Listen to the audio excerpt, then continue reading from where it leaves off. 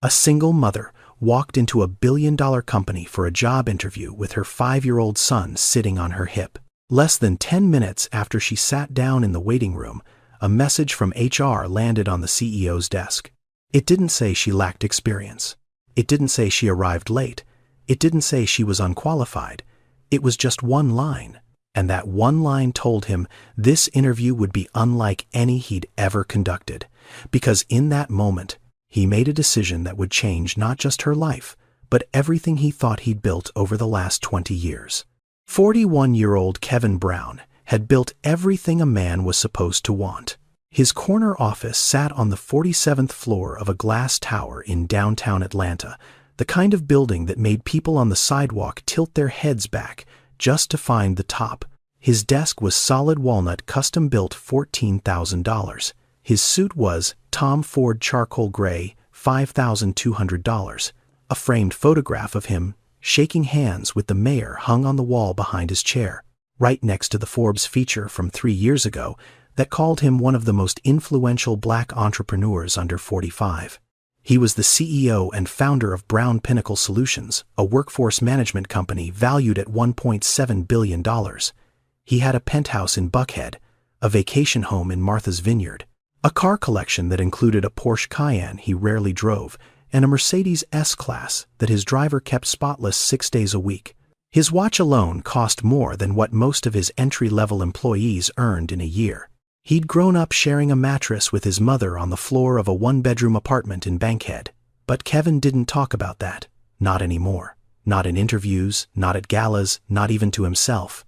He'd buried that chapter of his life, the way some people bury old photographs, deep, face down, covered with enough success to make the weight feel permanent. His mother, Dorothy Brown, had been a cleaning lady.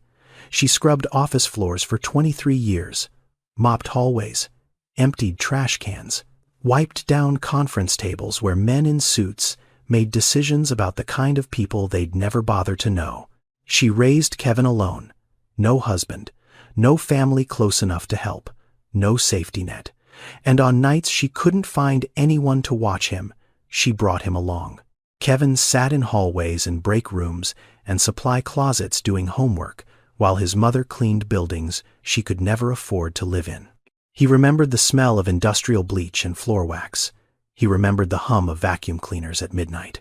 He remembered Dorothy pausing between rooms to check his math homework, her hands raw and cracked, still finding time to say, "You're going to sit behind one of these desks someday, baby. Not under them, behind them." She died of a heart attack when Kevin was 26, 3 months before he secured his first round of funding. Now, sitting in his $14,000 chair in his $5,000 suit on the 47th floor of a building that bore his company's name, Kevin had learned to think of that past as a closed chapter. Not a foundation. A chapter. One he'd survived, one he'd escaped, one he never intended to revisit. The man who'd taught him to think that way was Reginald Hayes, 63 years old, Chief Operating Officer. The man who'd believed in Kevin's business plan when no bank would return his calls. Reginald had mentored Kevin from the very beginning, shaped his instincts, sharpened his judgment, taught him how to read people the way investors read balance sheets. And Reginald had one rule he repeated like scripture. Personal chaos is a preview of professional chaos. Never hire someone who can't keep their own house in order. Kevin had carried that lesson for 15 years. It lived in his hiring philosophy, in his management style, in the way he evaluated every person who walked through his door. If your life was messy, your work would be messy. If you couldn't solve your own problems, you couldn't solve the company's problems. Clean house first, then come talk business. It was efficient. It was logical. It had never once been questioned. And it had never once made room for a woman like Dorothy Brown who scrubbed floors with a child sleeping in the hallway because she had no other choice. On the corner of Kevin's desk, partially hidden behind a stack of quarterly reports and a crystal paperweight shaped like a mountain peak, sat a small photograph in a tarnished silver frame. Dorothy, wearing her cleaning uniform dark blue with the company logo stitched above the pocket, smiling wide her arm around 7-year-old Kevin, who was missing 2 front teeth and holding a spelling test with a gold star. The photograph faced the wall. It had faced the wall for years. Kevin couldn't remember exactly when he'd turned it around. He just knew that at some point looking at his mother's smile made him feel something he didn't have time for. Something that felt too much like guilt. 29-year-old Shaniqua Collins lived in a studio apartment in southeast Atlanta, 460 square feet. Rent $1,100 a month. She was 2 months behind. The refrigerator held half a carton of eggs, a jar of peanut butter with maybe 3 servings left, a gallon of milk that would expire in 2 days, and a bag of white bread. The kitchen counter was clean. The sink was empty. And next to the toaster sat a stack of envelopes, bills and collection notices, and a final warning from the landlord, all arranged in a neat pile, edges aligned, sorted by due date. Shaniqua kept things in order. Even when everything around her was falling apart, she kept things in order. Because order was the last thing she could control. 4 months ago, she'd been an administrative coordinator at a healthcare staffing company in Midtown. 4 years on the job. Employee of the quarter twice. She managed scheduling for 43 field nurses, handled compliance paperwork, trained new hires, kept the office running like a machine that didn't know how to break down. Then the company lost a major contract. 200 positions were eliminated in a single afternoon. Shaniqua's desk was cleared by 4:15. Her final paycheck arrived 8 days later, $612 after taxes. Her ex-husband, Caleb's father, had left when she was 5 months pregnant. No warning, no forwarding address, no child support. Just a gap in the bed where a man used to sleep and a growing child who would never know why his father's name felt like a locked door. 4 months of job applications, 87 submissions, 14 callbacks, 6 interviews, 0 offers. Not because she wasn't qualified, she was overqualified for half of them. But hiring managers saw the gap in her resume. They saw single mother written between the lines of every scheduling conflict and every request for flexibility. They saw risk. And risk didn't get second interviews. Now the rent was 9 days from due. Her savings account held $41. The electricity bill sat third in that neat stack on the counter. Caleb needed new shoes. His left sole had started to separate from the rubber, flapping like a small mouth every time he walked, and he'd started curling his toes to keep it closed because he didn't want his mother to worry. He was 5 years old, and he was already learning to hide his needs so his mother wouldn't break. "Mama, are we going to be okay?" He asked that question the way children ask about the weather. Casual, trusting, as if the answer was always yes, and he just wanted to hear her say it. Shaniqua knelt down, held his face in both hands, and smiled with everything she had left. "We're going to be just fine, baby." That night, after Caleb fell asleep on the pull-out couch they shared, Shaniqua stood in the kitchen and ironed her blazer, her only blazer. Navy blue, bought at a thrift store 2 years ago for $9. The iron had stopped working 3 weeks earlier, so she boiled water in a pot, held the blazer over the steam, and pressed the fabric flat with the back of a wooden spoon, working crease by crease, section by section, until the lapels lay smooth and the shoulders sat even. She hung it on the back of the front door. Then she stood in front of the bathroom mirror and practiced, "Thank you for this opportunity. I'm confident I can bring value to your team." She said it 5 times, adjusted her posture, softened her tone, tried to sound like a woman who had options, not a woman standing on the edge of eviction with $41 and a child who was curling his toes to keep his shoes from falling apart. At 11:43, she turned off the bathroom light, walked to the pull-out couch where Caleb slept, his small body curled around a stuffed dinosaur missing one eye. She brushed the hair from his forehead. "Tomorrow's going to be different, baby," she whispered. "I promise." 6:15 the next morning. Shaniqua was already dressed, blazer pressed, hair pulled back neat, resume printed on the last 2 sheets of paper in the apartment. Caleb was still asleep on the pullout, and in 45 minutes Brenda Foster from apartment 312 was supposed to come watch him until noon. Shaniqua picked up her phone and dialed Brenda's number.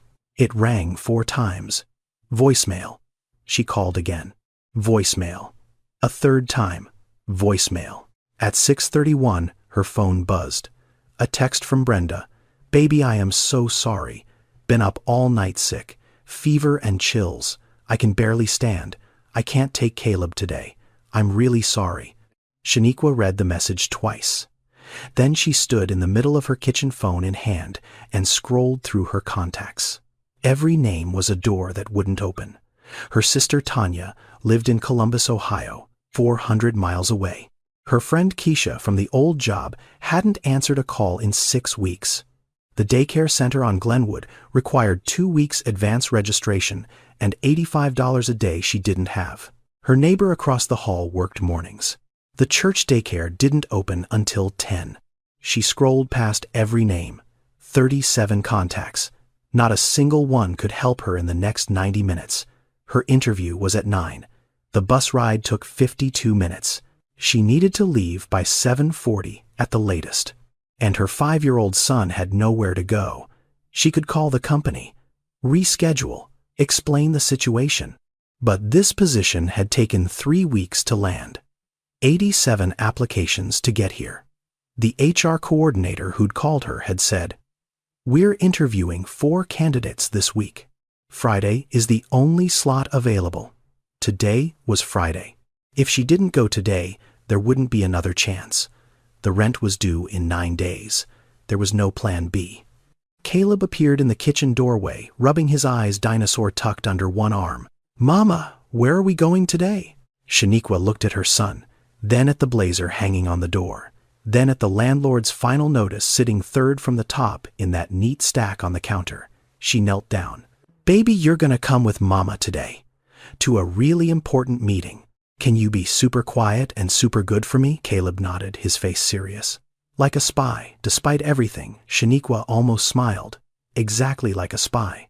She packed his Spider-Man backpack with precision.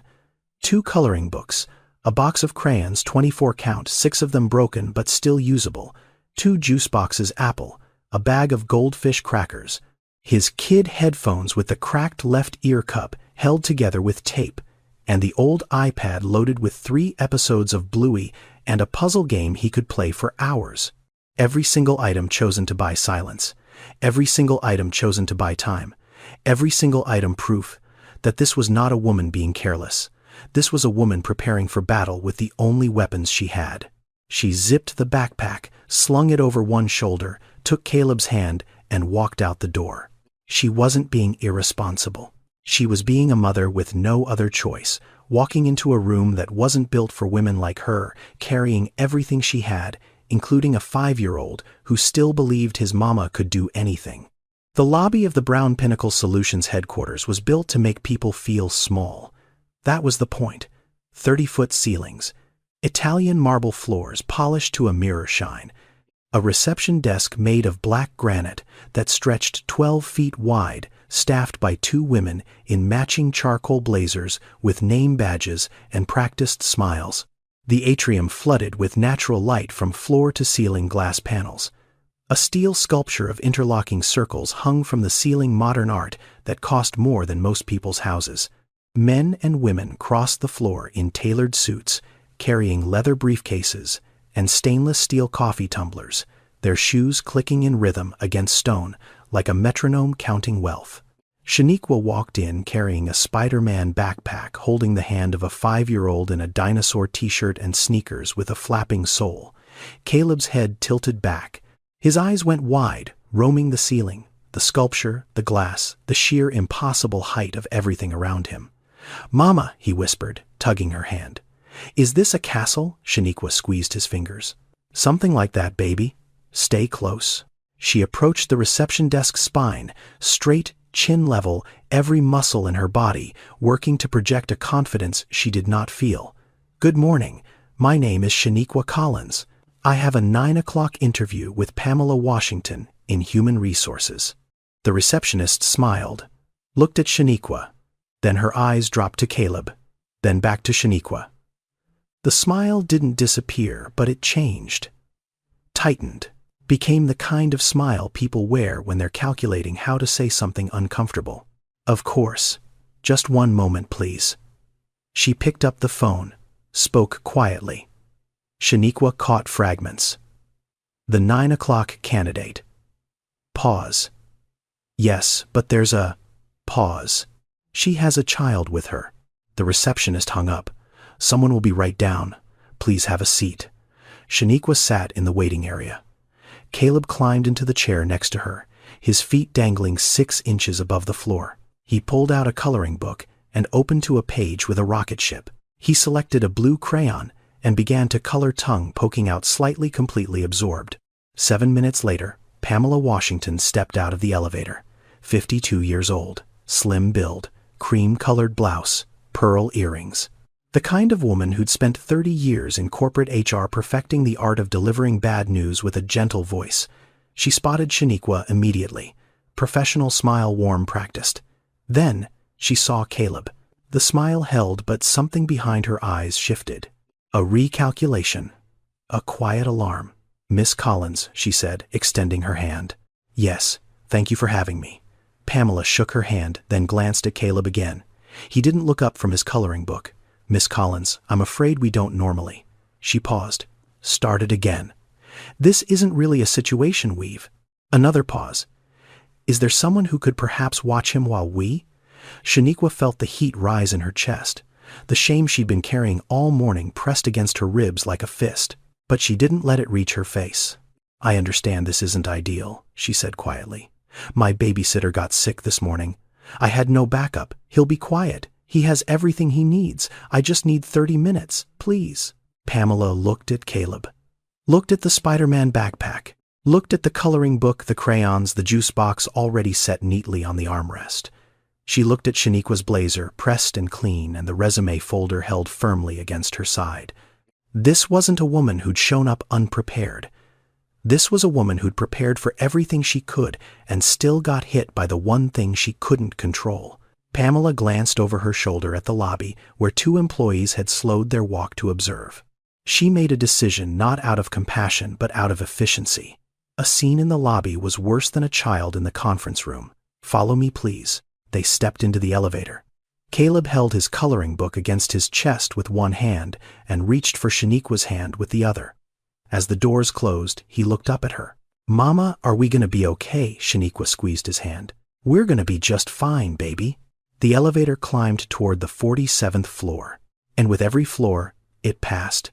Shaniqua felt the distance between her world and this one stretch wider until the gap felt less like a number and more like a canyon.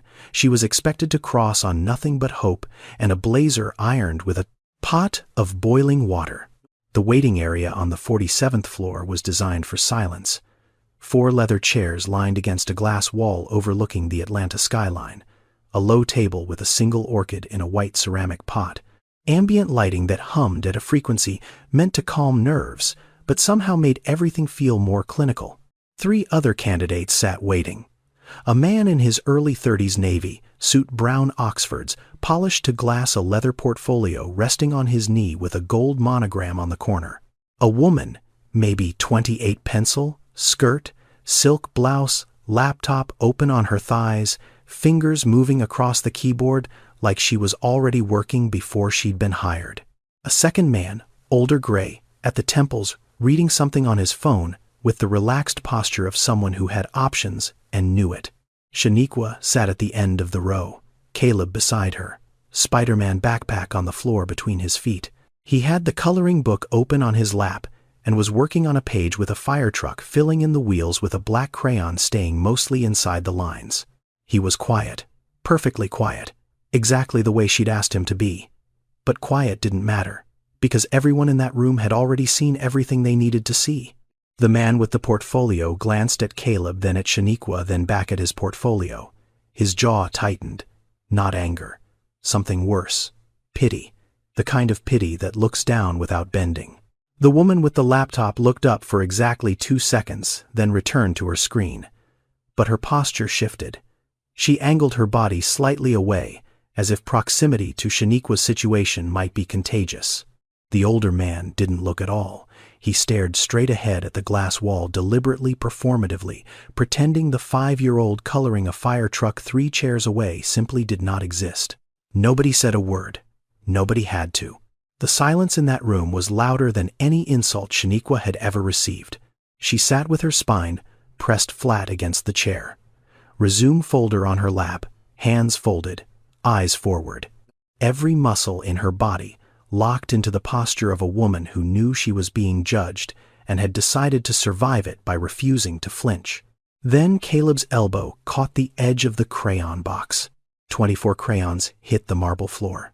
They scattered in every direction, rolling under chairs, spinning across polished stone, the sound of each one amplified by the silence into something that felt like an explosion.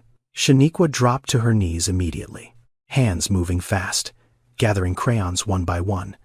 Burnt sienna under the portfolio man's chair, cerulean blue near the orchid table, forest green spinning slowly toward the elevator. Her face burned, heat rising from her chest to her neck to her cheeks like a fever she couldn't stop. Caleb whispered, "Sorry, Mama. It's okay, baby. It's okay." She picked up every single crayon, all 24. Nobody helped.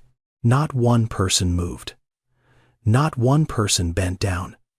Not one person said, "Here, let me get that one." She placed them back in the box, hands trembling, and sat down. Caleb looked up at her with eyes that understood more than a 5-year-old should. 30 seconds later, Reginald Hayes walked through the corridor, 63 years old, 6'2", silver cufflinks, a charcoal suit that fit like it had been cut directly onto his body. He moved through the office the way a man moves through a building he considers partly his own because in many ways he did. He saw Shaniqua first, then Caleb. His stride didn't break, but his eyes narrowed. He turned to Pamela, who was standing near the reception desk, reviewing a clipboard. "Is this a daycare or a Fortune 500 company?" His voice was low, but not low enough. The words carried. "Who allowed this?" Pamela leaned in. "She had a childcare emergency, Mr. Hayes. I made a judgment call. I didn't want a scene in the lobby." Reginald looked at Caleb again. The boy was coloring, feet dangling, tongue poking out, completely unaware that his presence in this building was being treated like a breach in protocol. "Cancel her interview," Reginald said, straightening his cufflinks. "We don't need this kind of complication." Pamela nodded, set down her clipboard, took a breath, began walking toward Shaniqua, and that's when Kevin came around the corner. He was heading to his office from a meeting on the 46th floor, phone in one hand, coffee in the other. His mind was already on the quarterly projections Reginald had flagged that morning. Then he saw the boy, small, 5 years old, sitting in an oversized leather chair in the waiting area of his company, feet hanging 6 inches off the ground, coloring a fire truck with a black crayon, completely focused, completely still, a Spider-Man backpack at his feet, and beside him a woman in a navy blazer, sitting so straight it looked like her spine might snap, holding a resume folder like a shield against everything the room was throwing at her. Kevin stopped walking. "I'll handle this one," Kevin said. Pamela turned surprised. She'd been 2 steps from delivering the cancellation. "Mr. Brown, you don't need to. Mr. Hayes suggested we." "I'll handle this one," Kevin repeated. Not louder, just final. Reginald appeared behind Pamela. "Kevin, this is a waste of your time. We have 3 qualified candidates sitting right there." Kevin looked at Reginald, then at Caleb, then back at Reginald. 10 minutes, Reg." He walked past both of them and approached Shaniqua directly. Miss Collins, Shaniqua, stood immediately, her hand extended before her brain could catch up with her nerves. "Yes. Thank you for seeing me." Kevin shook her hand. Firm grip, steady. He noticed her fingers were cold.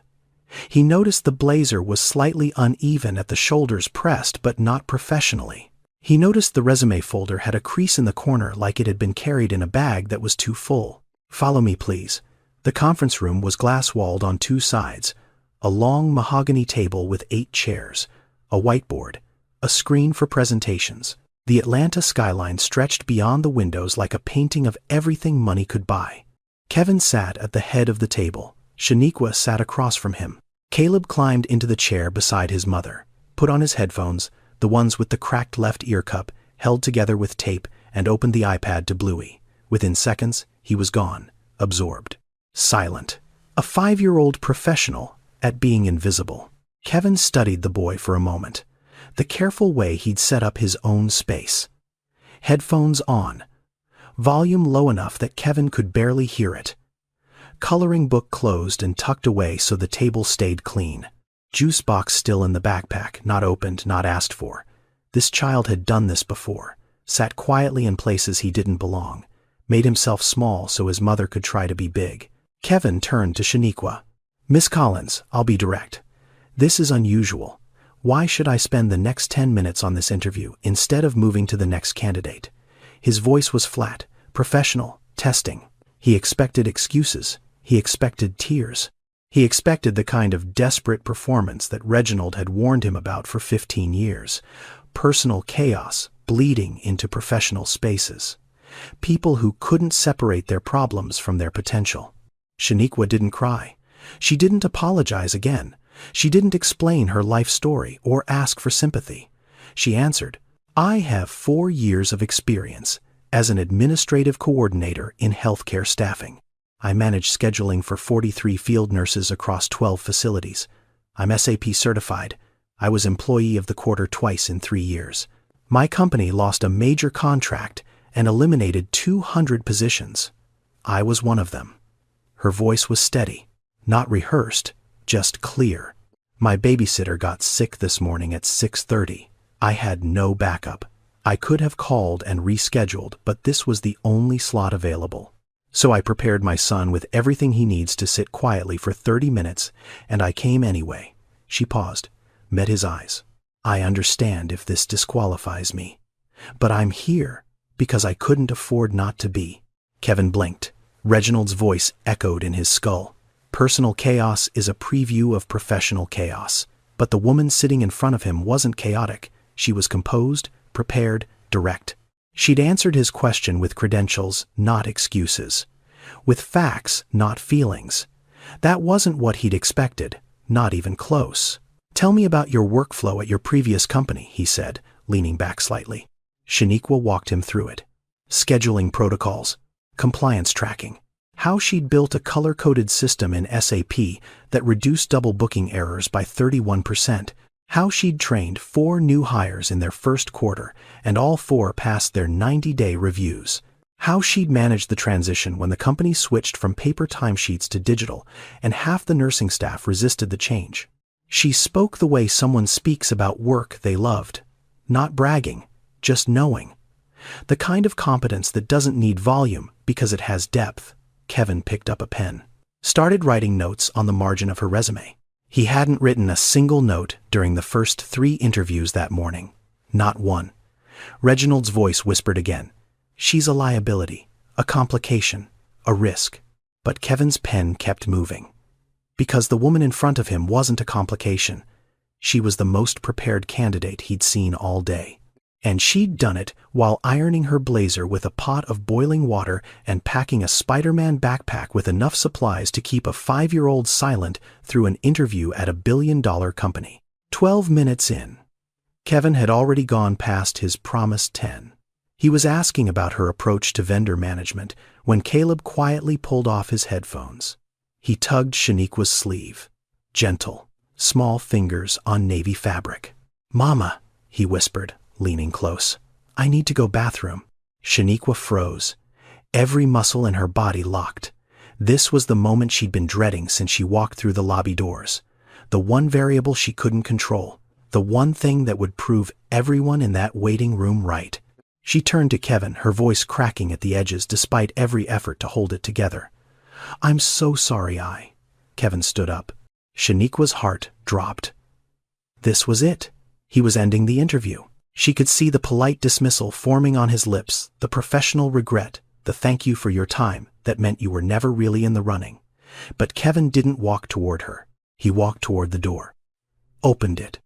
Looked at Pamela, who was sitting at the desk just outside. "Show her son to the restroom, please. And get him a juice box from the break room. Apple if we have it." Pamela stared at him. Her pen stopped mid-sentence on whatever she'd been writing. Kevin nodded, his voice quiet. "He's 5, Pamela. He needs to go to the bathroom." Pamela stood slowly, still processing, and walked into the conference room with the careful smile of a woman, recalculating everything she thought she knew about her boss. Caleb looked up at Shaniqua. "Is it okay, Mama?" Shaniqua nodded. Her throat had closed around words she couldn't find. Caleb slid off the chair, grabbed his Spider-Man backpack because he never left it behind ever, took Pamela's hand, and just before he walked out the door, he turned back and waved. "I'll be right back, Mama. You're doing great." 6 words. Spoken by a 5-year-old who didn't understand stock valuations or quarterly projections or the politics of corporate hiring. A child who only knew one thing for certain. His mama was in an important meeting, and she needed to know she was doing a good job. Shaniqua held it together for exactly 3 seconds after the door closed. Then the tears came. Not loud, not dramatic. Just a slow, quiet spill, the kind that starts behind the eyes and breaks through despite every wall built to stop it. She pressed her fingers to her lips, trying to hold the sound in. She wasn't crying because she was sad. She was crying because her son, her 5-year-old son, the boy who ate peanut butter sandwiches for dinner 3 nights a week and wore shoes with a flapping sole, was cheering her on in a job interview at a $1 billion company. And instead of throwing them out, the CEO had asked for apple juice. Kevin sat back down. He said nothing for a long moment. He let the silence hold. Then, in a voice so different from the one he'd started with that it almost sounded like a different man, he said, "Take your time, Miss Collins. We're not in a rush." And for the first time since he'd walked into this conference room with the intention of confirming everything Reginald had ever taught him, Kevin Brown felt something shift in his chest. Something old, something buried, something that had been lying face down in the dark for years. He was looking at Shaniqua, but he was seeing Dorothy. Not her face, not her clothes, not the surface. He was seeing the way Shaniqua had watched Caleb walk out of that room. The look, half protective, half breaking. The look of a woman carrying the entire sky on her shoulders who couldn't let anyone see her arms shaking. His mother had worn that same look every night she brought him to work. Every hallway, every supply closet, every office floor she scrubbed while her son did homework 3 feet away. If this moment is hitting you, subscribe for more stories like this. Now let's continue.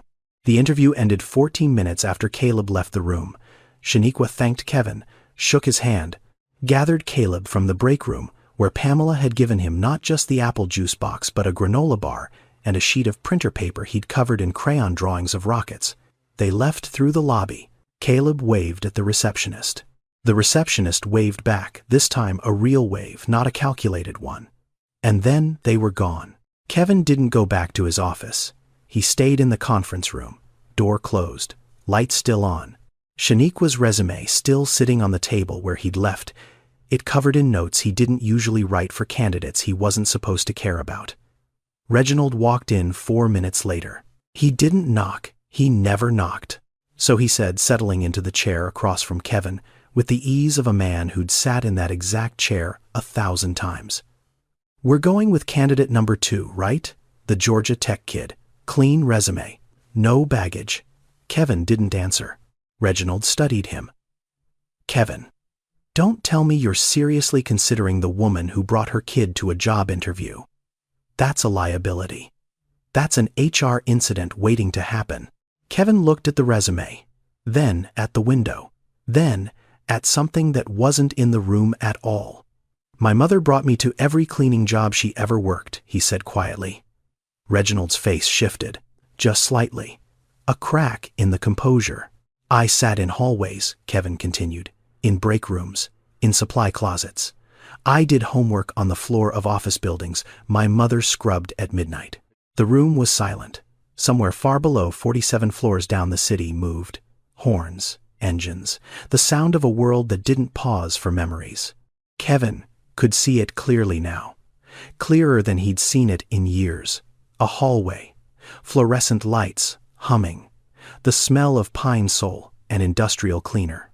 7-year-old Kevin cross-legged on linoleum pencil in hand multiplication tables spread across the floor, and Dorothy, his mother, pushing a mop 3 times her weight, pausing between rooms to lean over and check his work.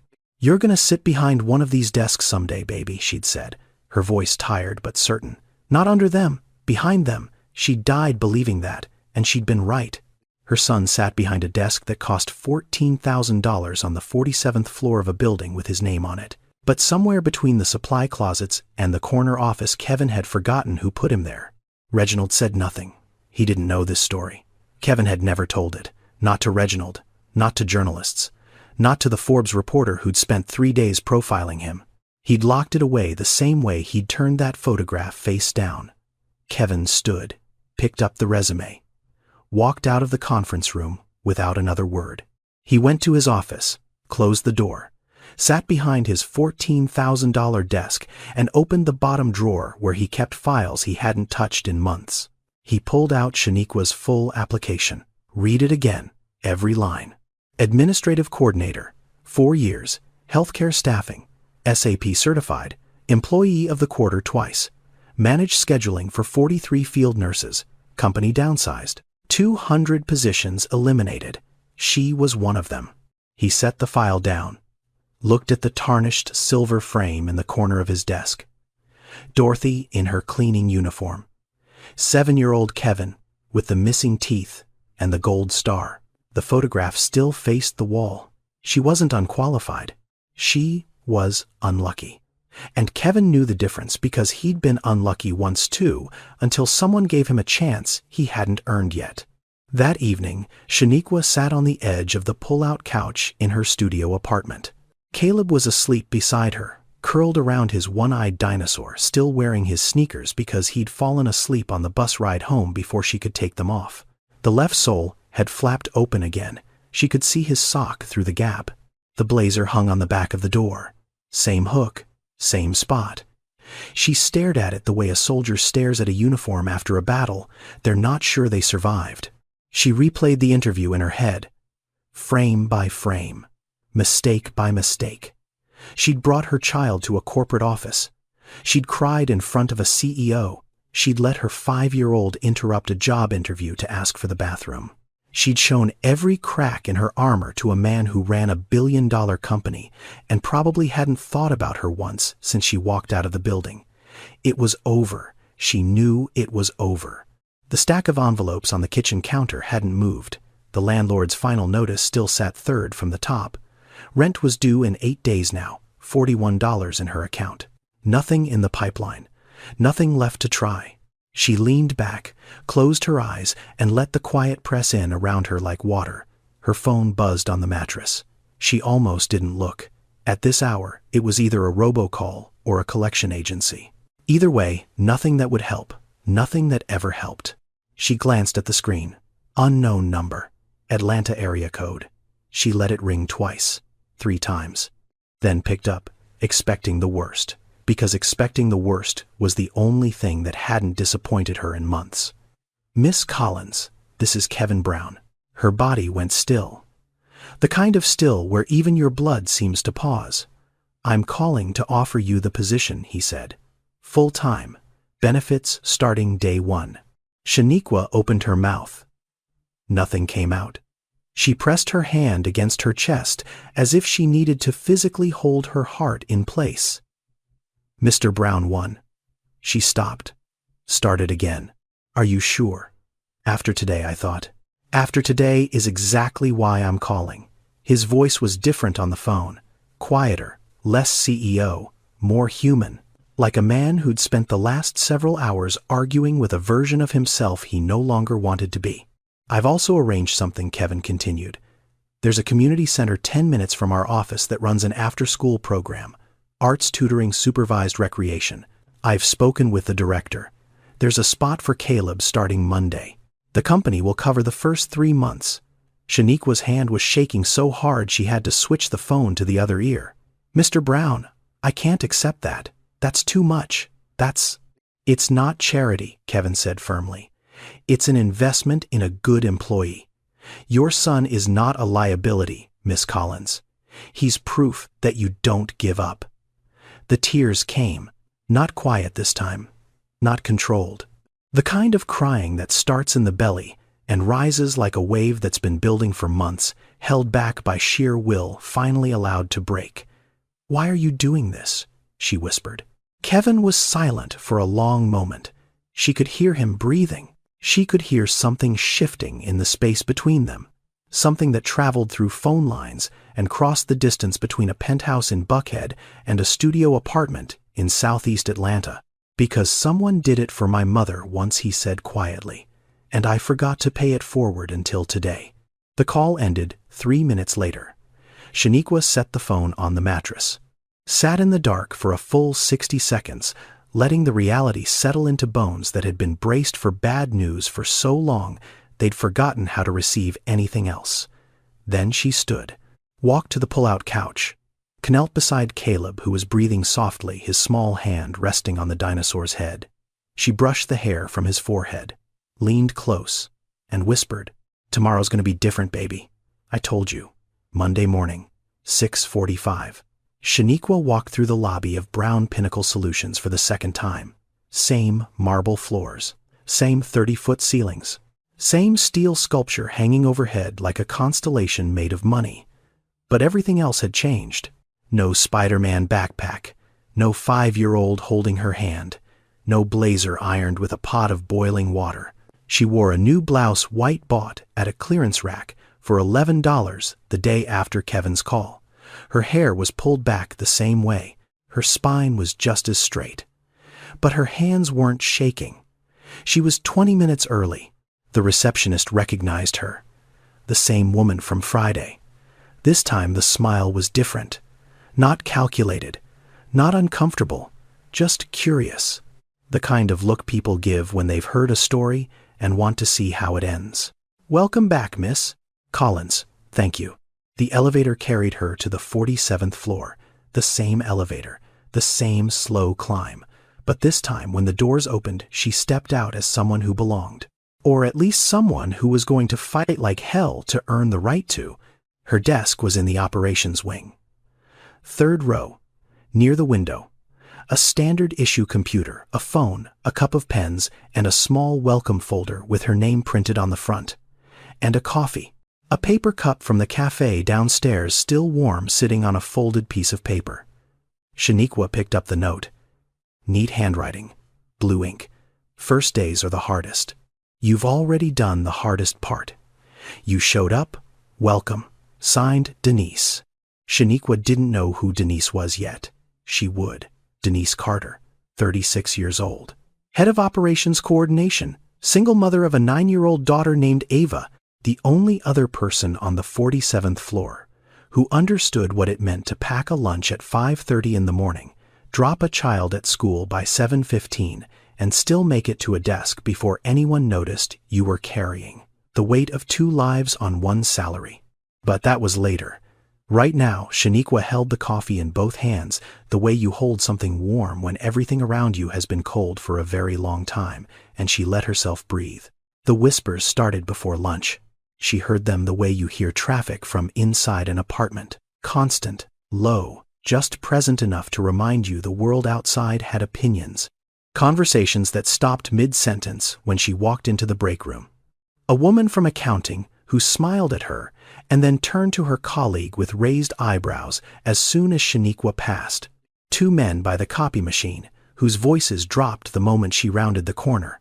She knew what they were saying. She didn't need to hear the words. The story had traveled faster than any memo. The woman who brought her kid to the interview, the single mom, Kevin Brown, hired personally, the one Reginald Hayes tried to cancel before she even sat down.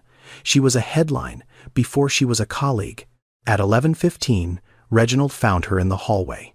He didn't introduce himself. He didn't need to.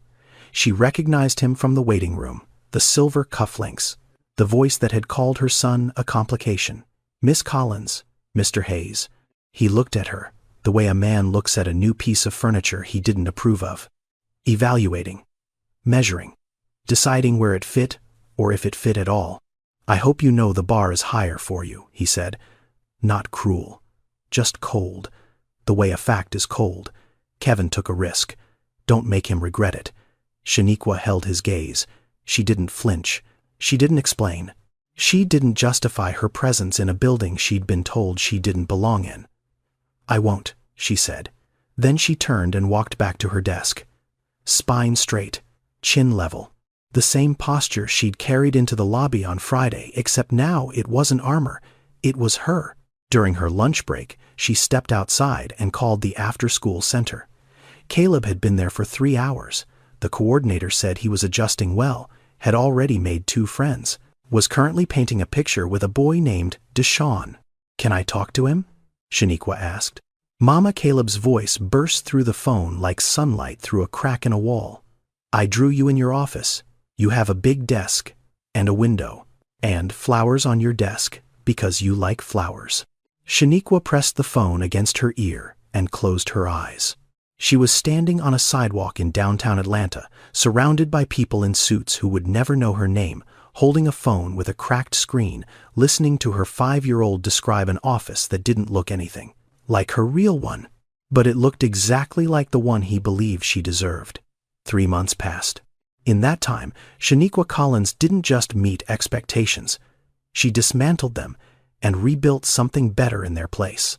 She restructured the entire scheduling workflow for the operations department, replaced a manual tracking system that had been limping along for 2 years with a color-coded protocol in SAP that any new hire could learn in a single afternoon.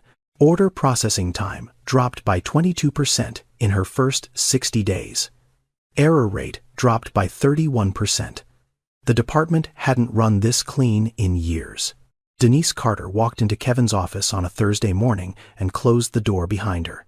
"She's the best hire you've made in 2 years, Denise said, settling into the chair across from his desk. "And I'm including myself in that list." Kevin looked up from his laptop. "That good better. She rebuilt our scheduling system from scratch without being asked. Trained 3 new team members without a single complaint. And she stays later than anyone on the floor." Kevin nodded, but something behind the nod didn't sit right. Staying later than anyone on the floor wasn't a compliment, not when you had a 5-year-old waiting for you somewhere else. That Friday evening, Kevin was leaving his office at 6:45. The floor was nearly empty. Lights dimmed in most of the cubicles, cleaning crew already working the far end of the hallway. And there, at her desk, 3rd row near the window, Shaniqua sat with the glow of her monitor, painting her face blue-white in the growing dark. "Why are you still here?" Kevin asked, stopping at her desk. Shaniqua didn't look up right away. She finished typing a line, saved the file, then turned. "I want to make sure the monthly report is perfect. It's already perfect. I read the draft this morning. Go home to your son." Something flickered across her face. Not defiance, something deeper. Something that looked like fear wearing the mask of dedication. "Mr. Brown, with all due respect, I can't afford to be just good enough. Not with my story. I have to be undeniable." The word hit Kevin like a closed fist to the sternum. Undeniable. Not good. Not qualified. Not capable. Undeniable. Because good wasn't enough for someone who walked through the door carrying the wrong story. Because qualified came with an asterisk when your first impression involved a Spider-Man backpack and a 5-year-old asking for the bathroom. Because capable meant nothing in a building full of people whispering about how you got here. She had to be twice as good to be seen as equal. And she knew it, and she accepted it. And she ran that treadmill every single day without complaint, because the alternative was going back to a studio apartment with $41 in the bank and a landlord counting down the days. Kevin drove home that night in silence. No radio, no phone calls. Just the hum of the engine and a question he couldn't shake. How many Shaniquas had he missed? How many women had walked into his building, carrying everything they had, only to be turned away by a system that measured readiness by whether your childcare held up on a Friday morning? He started looking into it, not as a CEO reviewing policies, as a man confronting a blind spot he'd chosen not to see. 70% of single mothers in the American workforce reported choosing between childcare and career advancement at least once a year. 1 in 3 left a job because they couldn't find reliable, affordable childcare. The average cost of daycare in Georgia was $1,230 a month, nearly equal to the average rent. These weren't statistics. These were women ironing blazers with pots of boiling water. These were mothers packing Spider-Man backpacks with crayons and juice boxes and prayers that their 5-year-old would stay quiet long enough for them to prove they were worth hiring. These were women like Shaniqua, like Denise, like Dorothy, and Kevin's company, a company built by the son of a cleaning lady who brought her child to work because she had no other choice, had no childcare policy at all. Shaniqua sat at her desk, working into the dark, trying to be undeniable. And Kevin sat in his car engine, idling in his penthouse garage, realizing that undeniable shouldn't be the requirement. Showing up should be enough. It had been enough for him once, when someone gave a cleaning lady's son a chance he hadn't earned yet. Month 5, a Tuesday, 7:14 in the morning. Shaniqua's phone rang. The after-school center. Caleb had a fever of 102, ear infection. They couldn't keep him. She needed to pick him up immediately. Shaniqua stared at her screen. The weekly operations report was due by noon. She had a meeting with a new vendor at 10. Denise was out sick herself, which meant Shaniqua was covering 2 desks. She picked up Caleb within the hour, took him to the urgent care clinic on Moreland Avenue. Ear infection, left ear moderate, antibiotics prescribed, rest required. No school or group programs for at least 48 hours.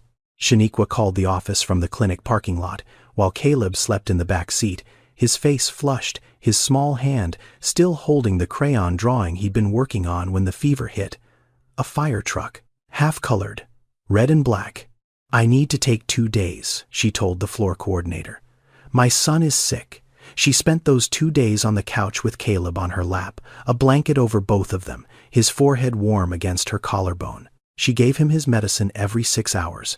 She read him 3 chapters of a book about a dog who solved mysteries.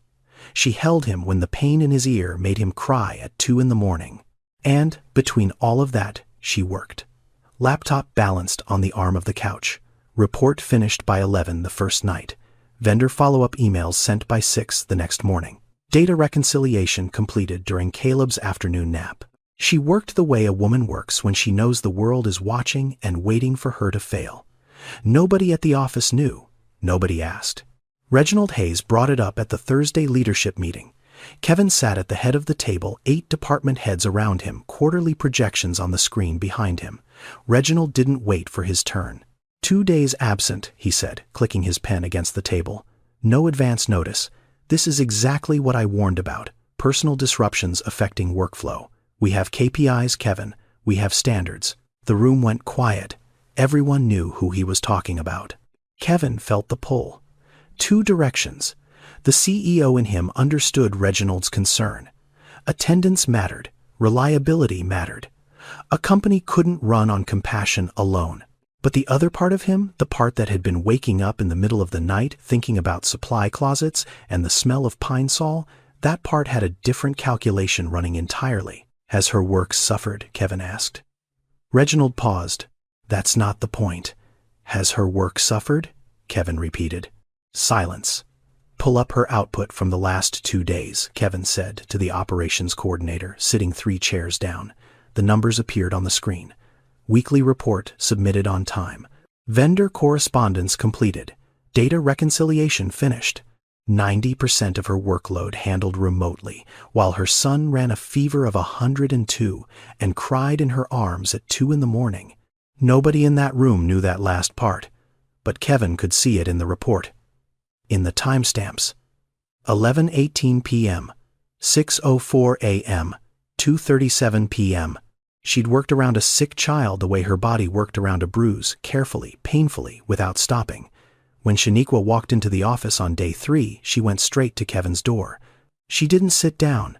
She placed a manila folder on his desk. The completed monthly reconciliation report, 3 days ahead of schedule. Kevin looked at the folder. Then at Shaniqua, dark circles under her eyes. Hair pulled back in a knot that looked like it had been done in 30 seconds. Blazer slightly wrinkled, but standing straight. Always standing straight. She didn't just meet the bar. She moved it. While her son was sick, while she was alone, while nobody expected her to. Kevin called a leadership meeting that afternoon. Not the regular one, a special session. All department heads, Reginald included. "We have a childcare problem," Kevin said, standing at the head of the table. not her, us. Our system doesn't support our people. And if we lose someone this good because we can't figure out backup childcare, that's a failure of leadership, not a failure of parenting. The room was still. 8 faces processing a sentence their CEO had never spoken before. A sentence that didn't sound like policy. It sounded like confession. Reginald opened his mouth, then closed it. For the first time in 15 years of working beside Kevin Brown, Reginald Hayes had nothing to say. 2 weeks after that leadership meeting, Kevin hired an outside consultant to study the childcare gap at Brown Pinnacle Solutions. Not a PR firm, not a branding agency, a workforce analyst who specialized in employee retention and family support infrastructure. The report came back in 11 days, 47 pages. Kevin read every one. The numbers were brutal in their clarity. The cost of establishing a childcare partnership with a licensed daycare center, 3 blocks from the office, combined with a small on-site backup care room for mild illness days and school holidays, came to approximately $100 and $80,000 per year. That included subsidized fees, staffing, liability insurance, and administrative overhead. The cost of losing a high-performing employee due to lack of childcare factoring in recruitment, onboarding training, lost productivity during the vacancy, and reduced team morale averaged approximately $340,000 per incident. And Brown Pinnacle had lost 4 employees to childcare-related resignations in the last 18 months alone. Kevin sat with those numbers for a long time. $180,000 to keep people, $340,000 to replace them. This wasn't compassion versus business. This was bad math hiding behind good intentions. He brought it to the board on a Wednesday morning. 8 members around the mahogany table. Reginald sat at the far end, arms crossed, the posture of a man who already knew what was coming and had already decided to oppose it. Kevin presented the data. Clean, direct, no emotion. Just numbers on a screen and a proposal on paper. Reginald spoke first. This isn't a charity, Kevin. Kevin didn't blink. No, it's math. $180,000 to save $340,000 isn't charity. It's strategy. And if the best people we can hire happen to be parents, and most of them are, then we either support them or lose them. Your choice? The room was silent for 6 seconds. Kevin counted. The vote passed 7-1. Within 60 days, Brown Pinnacle Solutions launched a childcare partnership program. Employees who were single parents received 60% subsidy on daycare costs at 2 partnered centers within a 15-minute radius of the office. A backup care room was built on the 44th floor, staffed by a licensed childcare provider available for children with mild illness or unexpected school closures. Flexible scheduling was offered to single parents, allowing adjusted start and end times to accommodate school drop-offs and pickups. Kevin asked Shaniqua to consult on the program design. She stared at him. Me, I'm not a policy expert. I don't need a consultant to tell me what parents need, Kevin said. I need a parent. Shaniqua spent 3 evenings reviewing the draft policy. She crossed out a clause that required single parents to submit proof of custody status, flagging it as invasive and unnecessary. She added a provision for emergency transportation vouchers on days when a child's pickup fell during work hours.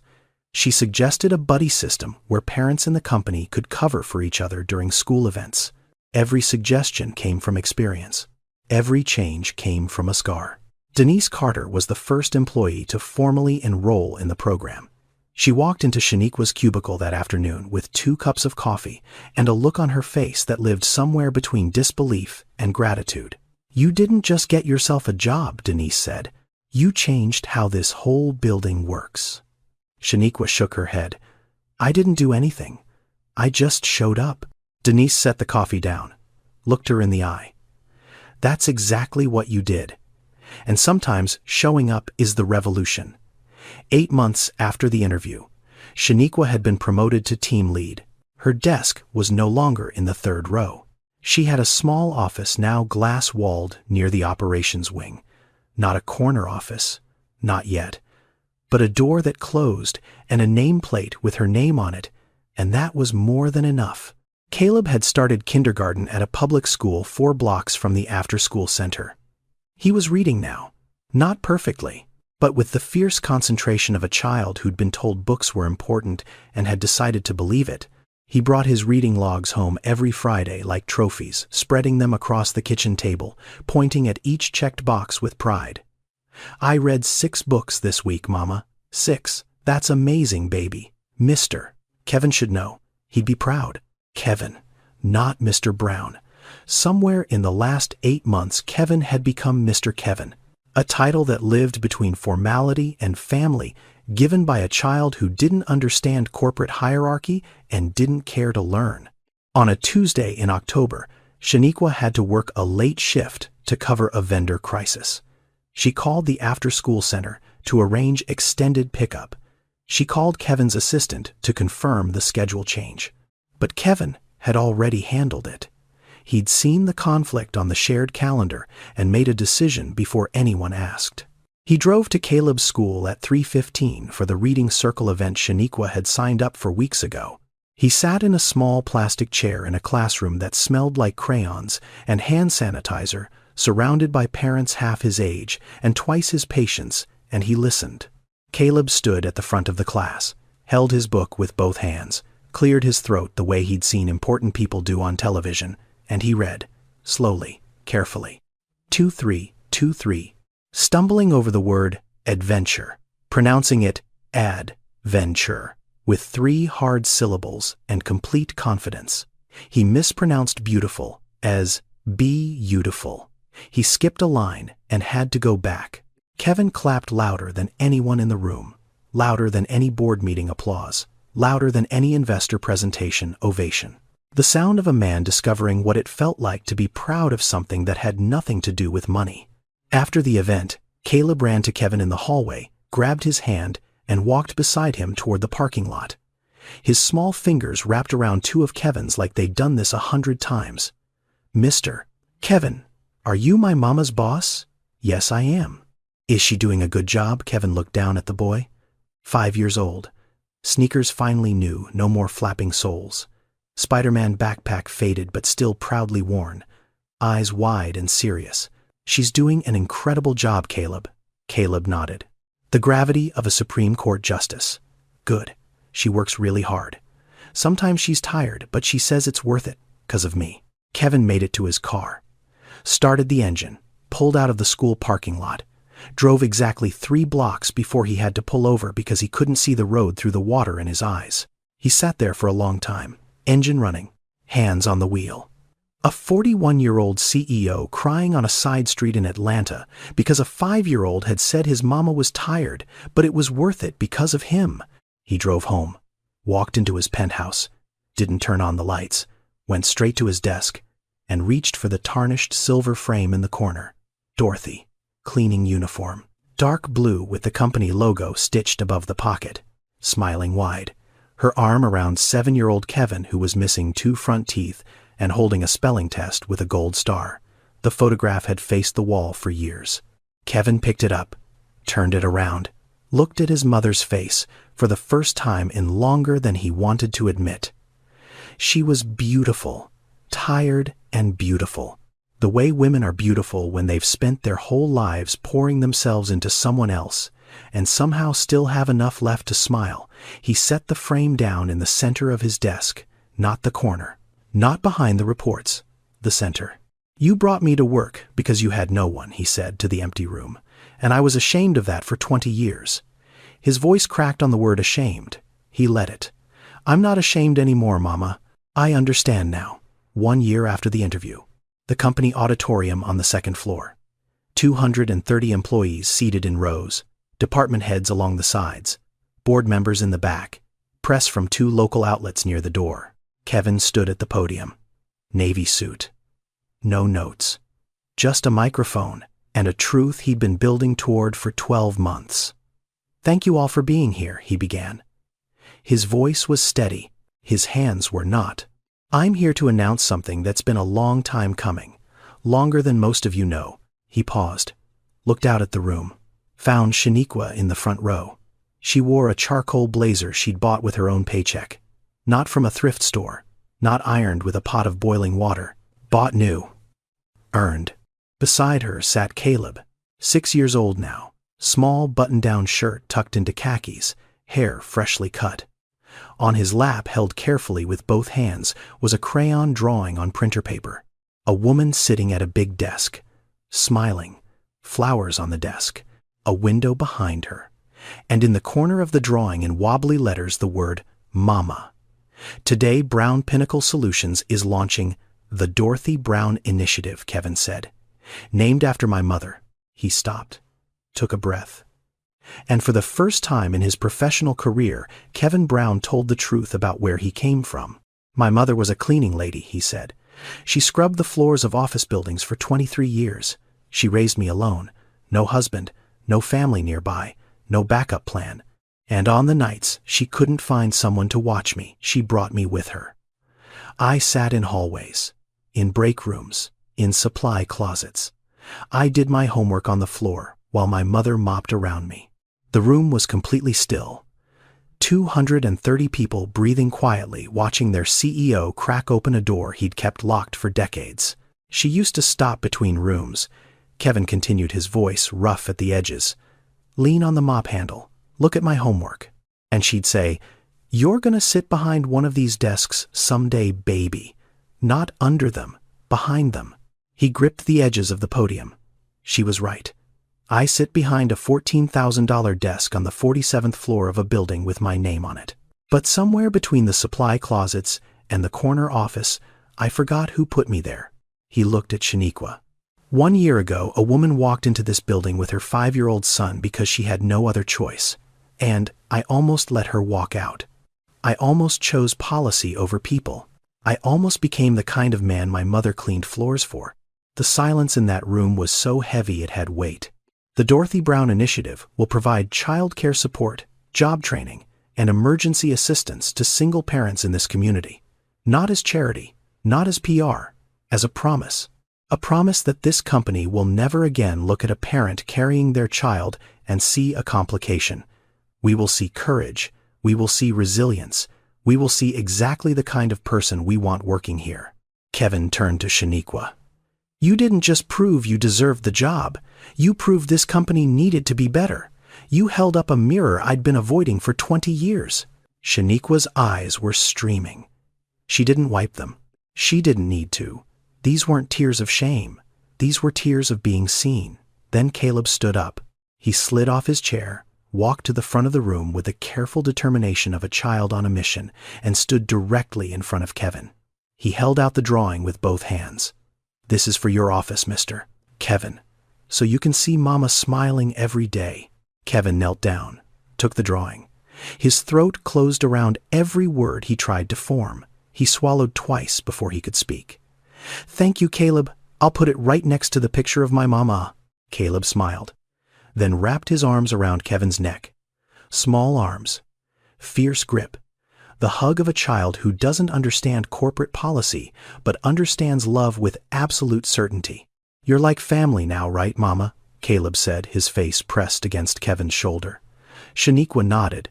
Right, baby. He's family. At the back of the auditorium, standing near the door, Reginald Hayes watched. His arms were at his sides. His expression was unreadable. For a long moment, he didn't move.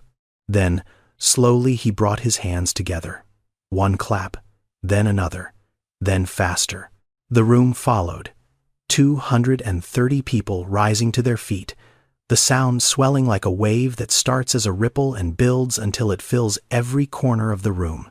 Reginald Hayes, 63 years old, Chief Operating Officer, the man who had built his career on the belief that personal chaos was a preview of professional chaos, stood in the back of that auditorium and applauded a single mother, a 5-year-old boy, and a CEO who'd finally remembered where he came from. His voice, the one that had whispered warnings in Kevin's head for 15 years, was completely silent now. The strongest people aren't the ones who never fall.